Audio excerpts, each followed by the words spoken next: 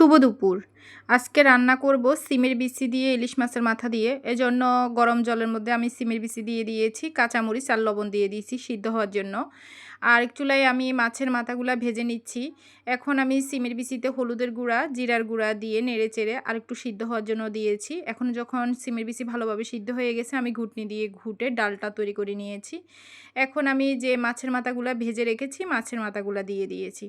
দিয়ে দেব ফোড়ন, দিয়ে দিলাম শুকনা মরিচ, তেজপাতা আর পাঁচফোড়ন দিয়ে আমি ফোড়ন দিয়ে দেব ডালটাতে। তো ফোড়ন দিয়ে আমি আজকে ডালটা নামিয়ে নেব। ডালটা খুবই মজা হয়েছে খেতে, সত্যি কথা বলতে।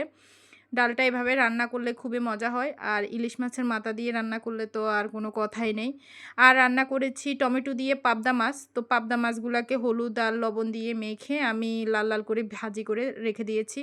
এখন কড়াইতে দিয়ে দিলাম পেঁয়াজ কুচি। পেঁয়াজ কুচিগুলোকে লাল লাল করে ভাজি করে রাখবো। এখন একটা মশলা তৈরি করে নিয়েছি হলুদের গুঁড়া, মরিচের গুঁড়া, লবণ দিয়ে। এখান থেকে আমি ক্লিপটা নিতে পারি নাই। মশলাটা দিয়ে ভালোভাবে কষিয়ে যখন তেলটা উপরে উঠে এসেছে, তখন দিয়ে দিয়েছি টমেটো। টমেটোটা দিয়ে কিছুক্ষণ কষিয়ে পরিমাণ মতো জল দিয়ে দিয়েছি। ঝোলগুলা যখন ফুটে গিয়েছে, আমি দিয়ে দিয়েছি মাছ।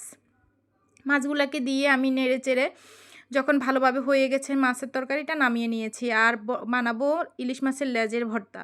এজন্য শুকনা মরিচটাকে আমি টেলে একপাশে তুলে রেখেছি, আর লেজটাও ভেজে একপাশে রেখেছি। এখন আমি পেঁয়াজ কুচিও করে নিয়েছি, শুকনা মরিচটা দিয়ে দিয়েছি, লবণ দিয়ে শুকনা মরিচটাকে ভালোভাবে ডলে নিচ্ছি। আর দিয়ে দেবো পেঁয়াজ কুচি। পেঁয়াজ কুচিটাকে দিয়েও ভালোভাবে মাখবো।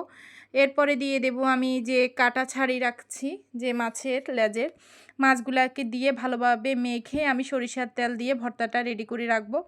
আজকে দুপুরবেলা রান্না করেছি ইলিশ মাছের লেজের ভর্তা, আর রান্না করেছি পাবদা মাছ দিয়ে টমেটো দিয়ে, রান্না করেছি ডাল, সিমের বিচির ডাল দিয়ে মাছের মাথা দিয়ে। কেমন হয়েছে অবশ্যই জানাবেন, পাশে থাকবেন, লাইক কমেন্ট শেয়ার করবেন।